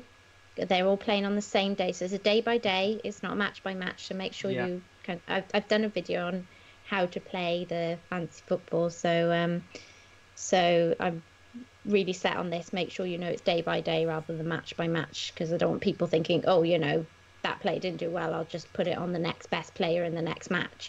It's got to go day by day. And then from Mitrovic, Jesus or Coutinho to Lukaku, and then if Lukaku doesn't do well or none of those have brought the goods, then it'll go on to Rodriguez for me. So that's my captaincy flow with the official game. At this point, we'll just throw out to some questions before we move on to our I teams. Do we have any? Can you use the wild card for the quarters, semis, etc. from Amandillion? I'm pretty confident you can. I mean, I don't think it's generally the strategy that most people are looking at doing. I think the strategy is either use it after round 1 of fixtures or use it before round 3 when some teams may already be through and rotate. But I'm pretty confident you can use it in the later stages if that's what you want to do. I think it is like one wild card for the whole tournament, so you choose when you want to play it effectively, but obviously not in that when it gives you a wild card. Yeah. Obviously, that would just be stupid. Don't do that. Play the double wild card. Let's do double. Yes. I think that's all the questions. Cool. So we'll move on to our I teams then. Cool. If we could go same order, that would help me. Makes things less complicated. So, Kurt. Cool. I wasn't prepared. The app's still loading. If it helps, nothing's changed. I've looked back at my team. There's a couple of players that potentially could change depending on if I find out who's a guaranteed starter. But Neuer in goal, Maxi Pereira, Walker and Carvajal at the back. Honda, Cuadrado, Isco and Coutinho midfield. Falcao, Kane and Jesus up front. It's a lot stronger than my other team, put it that way. I think it's got starters all across the pitch. It's because we've got money raining from the sky. But it's a good team. I think you're looking at playmakers. Honda obviously is one of the weaker ones, but even then with Japan, he's a playmaker. If he starts, he could be their main threat going forward. Could be on set plays. He has got quite the wand of a left foot. YouTube videos have told me. But yeah, 3 attacking fullbacks, decent goalkeeper, 3 born to score goal scorers up front, and a lot of attacking players in midfield. I think my team, to save time, really, mentioned it last episode. I'm quite happy with it. I think it's going to win the World Cup. I'm going to finish first. Awesome. Yeah, that's basically it. There's no point in me waffling on for a bit longer. I've done it last episode, so yeah, I'm done. Cool. So me up next, and my team has changed completely because I'm not going to lie. I built my team with the one usual. extreme to another. Yeah, I built the team with my normal FPL mindset in place. So I was looking for cheap players. I was looking for differentials, and then looking at it later, I realised I had 3 million in the bank, and I was looking at the team and just thought I can actually afford so many really good players. So I went and rebuilt the side. De Gea is now in goal. Miranda is in at the back with Jimenez and Tricao. I can't get away from my Peru players though, because Farfan's in there as well, because he's a midfielder, possibly playing out of position. But then I've got Rodriguez, Isco, Eriksen, Messi, Neymar and Lukaku. And just to be able to afford them on a game kind of makes it feel like the World Cup a bit, because I'm just like, that front three, I don't think I'd ever have that in any other fantasy football game. So it's a nice contrast, isn't it, to the official game. So yeah, team's completely changed. Cool. Okay, and I believe Brett, if you can go over your team next. Yeah, I'll run through it pretty quickly. Like you guys said, it's so much easier to pick a strong team here, so a lot less headaches in this than compared to the official one, where on the official one, a lot of the players are so not overpriced, but they're so expensive, aren't there? There's a lot of good players that are really expensive. So I've gone for Courtois in goal. Panama. I'm going to say at home again, but Panama, first game, probably a clean sheet there. Victor Moses, a lot of goals. Class as a defender in this app, no brainer for me. 11 goals and 29 for Nigeria. Maguire, I was 0.1 million off Trippier, so I've had to downgrade. It's always the case, isn't it? 1.1 million. Maguire, though, maybe he can score a header or something. But England, good games, could keep clean sheets. Tunisia, Panama. Kimmich, spoke about him. A lot of assists, 9 assists in qualifying as a defender, 2 goals. Goals in the Champions League as well. Has played as a midfielder. We know his qualities. Got Farfan, like Jay said, out of position. Big player for Peru. Obviously, Jay mentioned he might not quite play because he's in competition with his other striker, but he's a big player for them, and hopefully we'll get some minutes. Rodriguez for Colombia, I can afford him here. I fancy him against Japan in that favourable group of theirs. Sorry, did they play Japan first? I think so, yeah. Well, they've got a very favourable fixture, haven't they? So I fancy Colombia to do well there. Isco, again, big player for Spain. I spoke about him earlier. I've got Eriksen on this one. No Coutinho. It's a tough one, bit of a toss-up, really. I think Eriksen is cheaper than Coutinho, though, so I couldn't quite afford the for Philip Coutinho. Eriksen, I think 11 goals in qualifying, main man, penalties, free kicks. He's a big player for them. That strike force is just, Messi, Neymar, Werner, Granted, no Lukaku, and obviously the more we talk about Belgium and Panama, I'm thinking I've got to get some more Belgian players here. But yeah, the thing is, like we said, with iTeam, we can swap players out, so you're going to simply have 14 players. So I can let Messi play and then bring in Lukaku, for example. Well, I think it's 3 for free. And if you want to pay for an extra one, you can. So.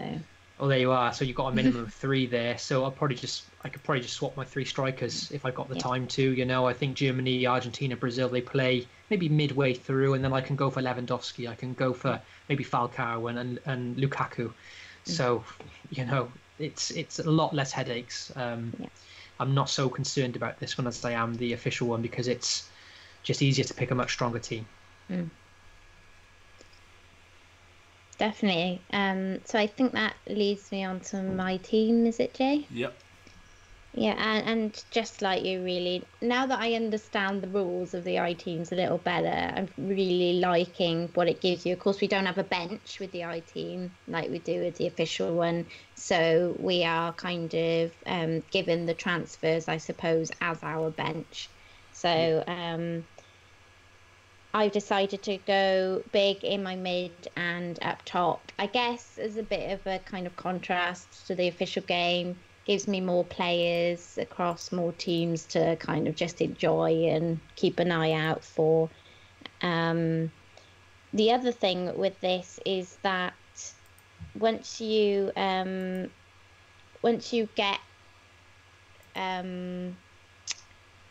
once you transfer out a player, you still get to keep the player's points beforehand. So that's worth kind of mentioning with I teams as well, that so that's why I've decided to go big, and most of my transfers will be attacking players as well, unless obviously I get an injury and I really think no points is worth it. So my whole starting 11 has changed as well, as you will see. I've taken out, for instance, Neymar out of the starting 11, and I'm playing Messi and Ronaldo because they go before him. That is literally the only reason why. I can then obviously transfer in the likes, like you said, Brett, of Lukaku or Neymar, as those games come along, and still get the points for players like Ronaldo and Messi. So that's where it's kind of different, I think, because although I don't think they'll go nuts to start with, because I think the first lot of games will be cagey, I think it's worth still having those points in the bank for this particular team. Whereas I'd rather try and pick more explosive players in the official, because we don't have the same options there. I've gone for Ospina over Alisson. It's freed up cash. Yes, I got rid of Hull Dawson. Oh, and no. I tell you, I know. Oh, Who else is going to hold the doors? I know. Well, this is the thing now. That's it, I'm bringing them in. Read. Wait a minute. Hold the door. Hold the door. With this app, when any of your defenders concede, they get a -1 point. So that slightly worried me. Yes. And that's why I've tried to go quite strong with my defence. But Ospina was kind of the best of that price range I could get, if you see what I mean, to try and hopefully not let in. Please don't let in 6 goals off Ospina now. I've just said that. But yeah, I think he's like their #1 goalkeeper, and he's likely to play, and he's got a fairly good group for 4 games. So hopefully I won't need to be using any of my 3 transfers, not free, but yeah, well, free transfers on worrying about getting him out and getting another goalkeeper in. That's the hope anyway. So I took Sterling out, as England play later than Egypt, and I'm going to give Mo a chance again, because all he's got to do is get some points, and then they're banked, and then I can switch him to Sterling. As we said in the last live, they're around about the same price, so it's that should be an easy switch if I want to do it. Otherwise, I've upgraded Iniesta for Isco. Well, I hope I've upgraded. We'll wait and see, I guess. And with one less forward, which is quite unlike me, I've decided to get Coutinho in midfield in this one as well. My captain will be Coutinho in this team, because once you choose a captain in this game, it sticks.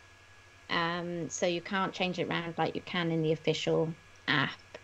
And I fancy Brazil or Belgium to do the best first. In the first round. So with no Neymar or Lukaku in yet, I can't put the captaincy on them yet. So that's why I've gone with Coutinho there. So that's me.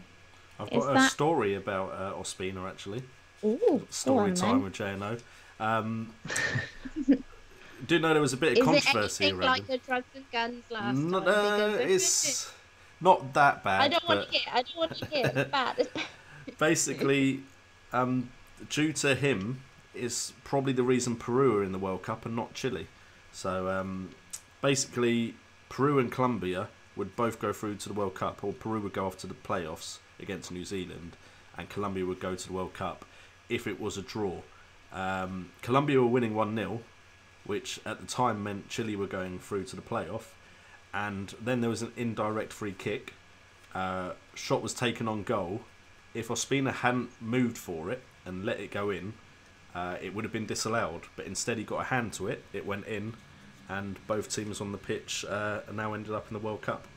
So, you know, it might be something a bit dodgy about Ospina there. Just thought I should let you know, just so you can't say I didn't tell you. Yeah, that might change then. We'll see. So this has been an interesting stream. I think Jay has just accused Ospina of cheating. I mean, I could also tell you That's one about hell of a Croatia. lawsuit coming on your doorstep. I could also tell you about Croatia if you wanted, but I might leave that for another stream. Okay. I think I know what you're talking. No, that's Mexico. Never mind. I don't know what you're talking about. Cool. Yeah, keep them hooked. Keep them on. If you want to know the story about Croatia, you have to come to the next stream. Yeah, definitely. That's the way to do it. Cool. I'm just gonna chuck it out to any questions if we have any at this point. There was someone asking about captain, so I know we were going to move on to that, but someone wanted to kind of get some ideas on who's the best captain. Right, okay, yeah, well, that does lead us into our next captaincy discussion. I think we're going to pick a couple out that we think will do best in the first round. So we will start off with Brett. Let's go to you first, I think. Cool. Yeah, I mean, obviously we spoke about a lot of players, and we spoke about Neymar a lot already. Just to point out with the guy asking about captaincy, to make sure he knows, I can't remember his username now, but obviously you can swap your captain as they play through the game. So it's better to, on the official one, of course. So it's better to maybe have a go on a captain player that's playing, in the first day or two or day 3. Captain him first, and then the likes of I've even seen him on some defenders, to be honest. I've seen people put them on defenders. Yeah, I mean, it would give a head for me if I captained a defender and he got a clean sheet in day 1 or day 2, and then I've got the likes of Lewandowski on my bench. It's I've still got a headache there. Do you know what I mean? What's the best you can hope for? You might as well do it with a defender, because if he's playing on day 1 or day 2, why not? But then, yeah, you can kind of hold that off then for the likes of, for me, Lewandowski is a captain option. And he plays so late in the game week, so he's like my backup. But for me, I can't look past Neymar as captain. Just a point, I think earlier in the stream I might have said Brazil were playing Japan and not Colombia, but it's Brazil-Switzerland. That doesn't really change much for me. I just think Brazil are coming into this in such good form that you can't really go wrong with the likes of Coutinho, Jesus, Neymar. And I think Neymar for me is the one to captain. Obviously Lukaku against Panama as well. Like Nim was saying earlier, the form that he's coming into this tournament, he looks like a great shout as well, So for me, it would be Neymar, Lukaku, and then potentially on the last day, I've got Falcao and Lewandowski playing on the same day, and that's what's interesting about this game as well, is that obviously because if they're playing on the same day, that makes it harder if anything. Because do I go Falcao or do I go Lewandowski? It's almost easier to have players throughout the day rather than having 2 good players on one day. But yeah, for me, it's hard to look past Neymar and Lukaku.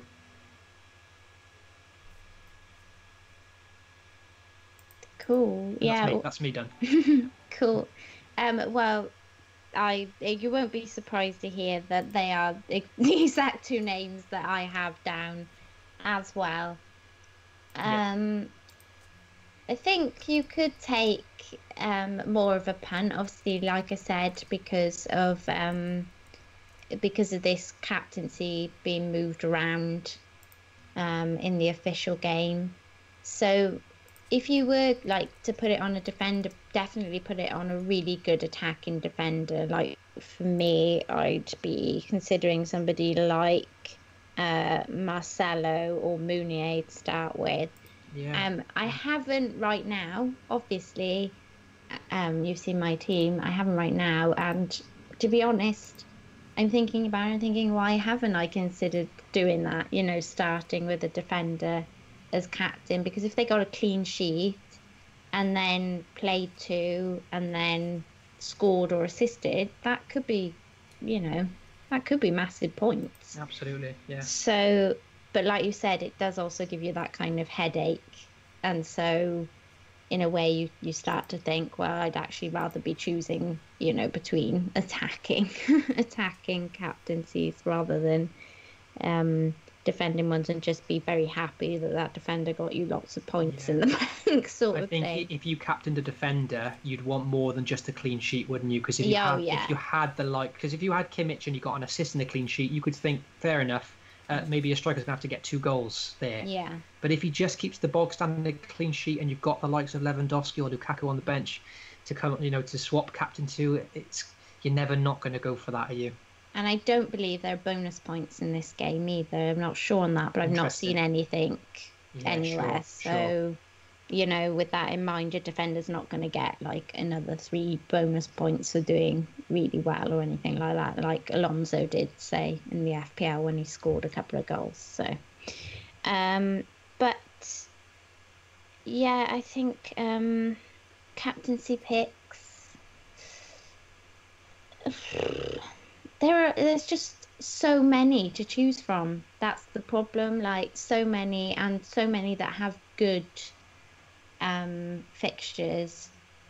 I'm struggling to see past those, but obviously I've chosen Coutinho, so it's purely a punt, and that's what this is all about. It's just a bit of fun. So I think if you couldn't rotate the captains and you had to stick with one, who would it be?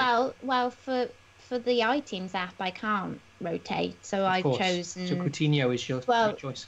I could have gone Messi or Ronaldo, of course, because I started with them. I've started with them, but I just expect them to be cagey. I don't know why. In my head, I expect those games to be cagey, so I can't. Sure. I could see a goal or two maybe, but nothing massive. Whereas I can see Brazil going, like you said, I can see Brazil going big to start with, and kind of almost saying, you know, this is where we want to be now for this tournament. You know, look out for us. And so for that particular reason, I've gone Coutinho. But I am wary of what you said earlier, Brett, with Muller. I really think you want to be keeping an eye on him, because he could be a shout throughout the whole of the tournament. Yeah. And as I mentioned before, I don't have him in either of my teams. I know, Brett, you've got him in, but Lewandowski as well. So they'd probably be my other two. So we've probably just stolen everybody's now. So pass it over. Captain everyone, basically. To Kurt, and he can tell us who he had. Well, I've scoured the players that you've left, and I've managed to find all 7 of them. No, joking aside, Lewandowski, as you've said, he scores goals no matter who's behind him, so he's a decent one. Look for teams that potentially have a weakened game. So if you're looking at one I picked out, because I did change my I-team because I completely forgot once I finished talking. Victor Moses is on a defender on there, which I'd mentioned earlier and Brett mentioned in the previous episode. So he's come in, brought Brian Ruiz in, and but another one that come in by official team is Djubja, DZYUBA. First name Artem. So for Russia, I feel like Russia, with the crowd behind them against they're not exactly a 5-star position in Saudi Arabia, could potentially get a couple of goals, but get a bit of a romp, get the crowd on their side, enjoy themselves. And even then, if not, he should play. You'd hope he gets a goal.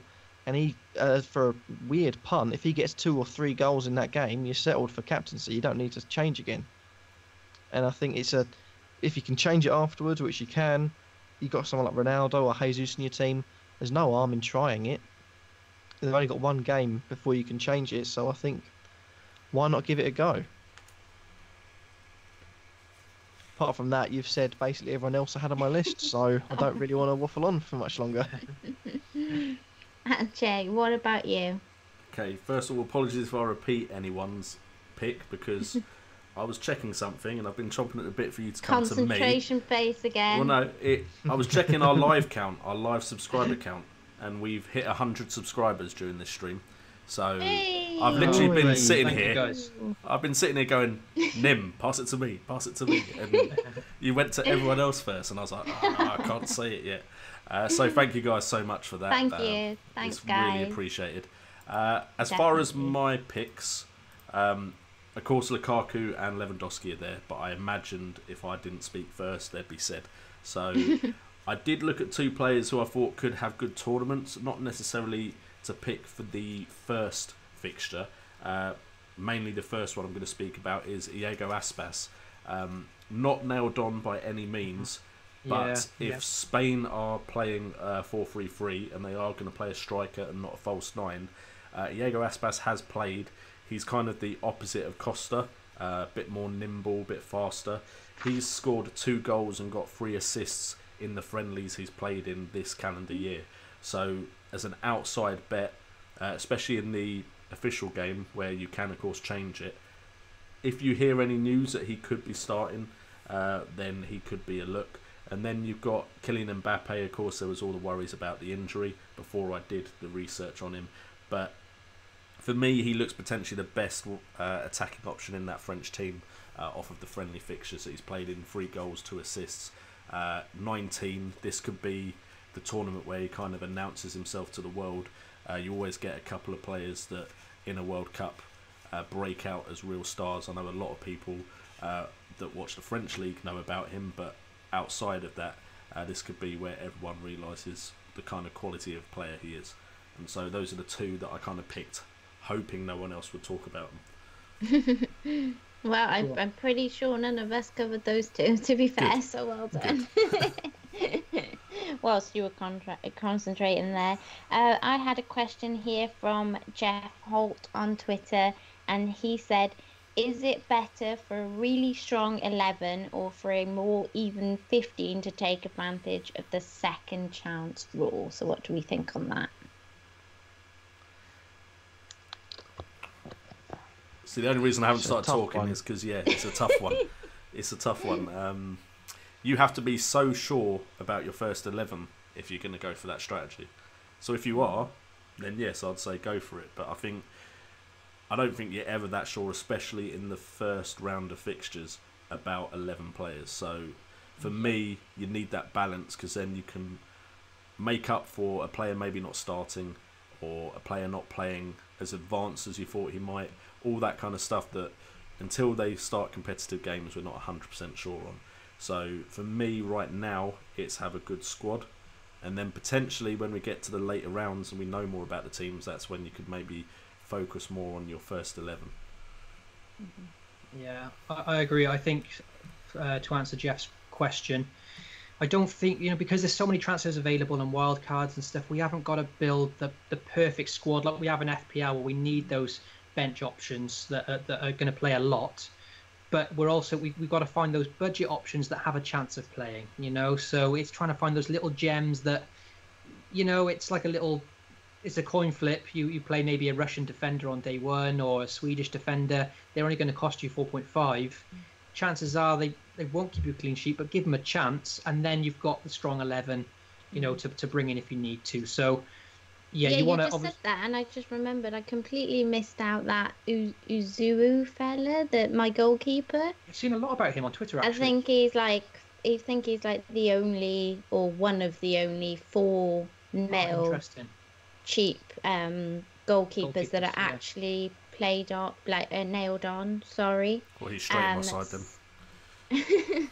No, he's mine. That's probably why you'll give him up like hold the door. I'll be back on hold the door at some point, I'm sure of it. That sounded terrible. I didn't mean it like that. I really didn't mean it like that.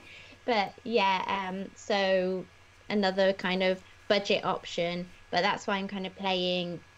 I play Lloris first. He comes afterwards. I'm not assuming I'll swap them, but if he plays, it's a punt and he could do well. So I think if you to go back to the question, if you really try and put a lot of effort into the 15 players and really spread your budget around, ultimately you can only have 11 players to finish the round. So you're just going to give yourself more headaches if you've got a very good squad and one keeps a clean sheet, but then you've got another big defender to come off the bench. Do you play? You know what I mean? So you could end up just creating more of a headache for yourself, and then you might take a coin flip. You might bring in Kimmich for another defender who's already kept a clean sheet, and then he doesn't. You know what I mean? So I think it's about investing most of your budget into the 11, but just a little bit of your budget to find those little gems that are nailed on, because you want them to be playing. You don't want them just to be bench fodder. You want to give them a chance. Some cheap little gems, some of them that we've discussed in our teams earlier, and then you've still got the strong 11 to bring in then if they don't deliver. And do you agree with that, Kurt? Yeah. I mean, I've pretty much gone with a strong 11, which for FPL for the 38 game weeks, I think it's best to have at least a balance. But for the World Cup, I think one thing with FPL, let's say you lose your first game, you've got 37 other games to come back from it. With the World Cup, you lose your first group game. Or game. not in my case. You're already at the stage of, like, if England lose their first game, it'll be, oh no, we might not actually get out of the group now. And every time a team loses, they're thinking, right, game 2 now, best players have to be out, performing their best. So I think players are less likely to sort of succumb to the Pep Guardiola rotation, which we all were trolled on and on and on and on about last season. But yeah, no, I think it depends on what you want to go with. I've gone a bit risky with a front 11, which I don't usually do normally, but I just think with it being World Cup, once every 4 years for a lot of teams, I do feel it's something to take note that if they do lose, that it's not a regular season. It will be all hands to the deck, so they're less likely to change their better players out, give them a rest. Yeah, I think I'm somewhere between the two. I think 13. Yeah, You've got 2 that won't play, and you've got 13. 13 players. Or Jeff, just go on the iTeams app, and then you can only choose 11 players, and then you don't need to worry about it. A lot less headache then. So, but yeah, and not that we're sponsored by them. I should probably say that. But yeah, I think it's good to have a strong starting 11, obviously, but a bit like what Brett said, it's a bit of finding a few, not going completely cheap on the bench for me. I want to have the options if others aren't doing well, but obviously I don't want to spend too much there either. So it is about finding some of the cheaper gems, your 5s, your 5/5s, and lower really for me. I don't think I'd really be sticking anything 6 or above on my bench, that's for sure. And at this point, I guess we'll start to wrap up the show, but we'll just check it out to see if there are any more questions in the chat. There was one question from Rory, and he just wants an idea of some dark horses for the first round. So maybe we could just try and pick out. I know Jay's mentioned Aspas already, but for the first round, that's more of a tournaments thing. So any sort of dark horses that we haven't spoke about that we got on our minds? I think the one I kind of mentioned for the captains, I think Artem, second name insert here. I think, open up against Saudi Arabia, it could go catastrophically wrong, but it could also be a really good result. And the thing about him, because I'm an avid FIFA player, I know he's monstrously tall and at decent pace, so he's going to be a handful for a lot of defenders. And stereotypically, going on an average sort of height, he's going to be taller than a lot of defenders, so he might be able to knock balls down. He'll be good in general, and I do think if he does get 1 goal, he could potentially go on and get at least 2. So he could be one to look out for. I'll say that. Yeah, I think that Hakimi in defence could be one to watch for sure, and I think Balhanda that we've gone for. Is it me and you, Brett? I was Yeah. I was on Jay's stream last night, and there was a lot of what were the three names I mentioned, Jay? I can't remember. Was it Carrasco? There was another B in midfield that Bentancur. everyone's gone for. Bentancur. He was the one that I thought was Argentinian, but was Uruguayan. Yeah, and then there was somebody else. Oh, Sanchez, Sanchez, I think, rather than the other one. Colombia, And I just have seen them in so many teams, yet I can find no underlying stats on why people have them apart from enablers. Now, I don't know whether that makes them dark horses, but for me, I'd like there to be at least something behind them before putting them in my team personally. I just like to see them having scored goals or assisted, or something more than just they're a good player sort of thing. Dark horses. Carlos Vela. I did have him in my team, but swapped him out. Chuck him out there, why not? There you go. What about you, Jay? I mean, I still really like Ricardo Rodriguez. I know his group's I think we did do a video on dark horses, actually, so you should probably go check that out. There is one where we did have a discussion on it. Ricardo Rodriguez, I really like the look of because of his set-piece quality, and he scored 2 goals in the lead-up to it. I know the group is competitive, and it's not guaranteed that Switzerland do go through, but I've noticed he's not picked by many. I think also with Uruguay's fixtures, a lot of people are looking at their defence, but maybe not Fernando Muslera, their goalkeeper, who can't tell you right now because I don't have it in front of me, may be cheaper than some of their centre-back options. So you could potentially look at them. But those are the only 2 that are at the tip of my tongue or in my head right now.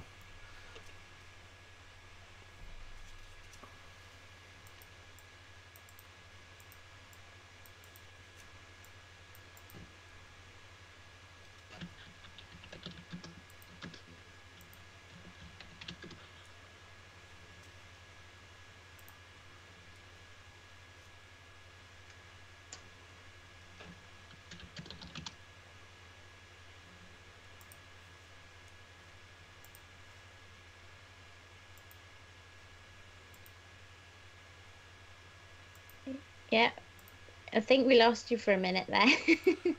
I was wondering. We've ignored him again.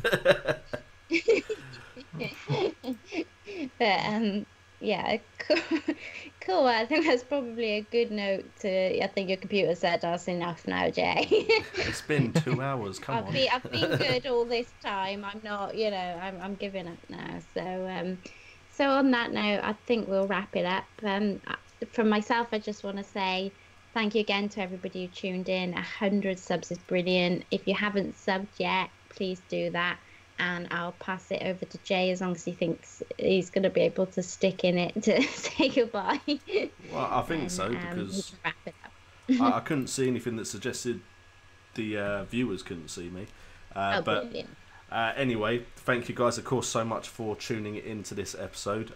As far as I'm aware, the next stream will hopefully be around the end of the group stages, looking towards the knockout stages. There will be, of course, more content coming out on the channel from these streams, so if you have missed anything, keep an eye on the channel. There may be certain videos about certain topics which should help you out in both the official game and the fantasy iTeam game. Massive thank you for 100 subscribers, also for the followers on Twitter as well. So make sure, if you haven't and you're watching this stream, to hit that subscribe button. Notification bell also is great because then you know when we are going live. And follow us all on Twitter and our own channels. Of course, our channel links are right underneath our as we're speaking. They're right there. So thank you guys, and we'll sign off now. So that's goodbye from me and the rest of the FPL WildCats. Thank you for joining the stream. Bye. Cheers, guys.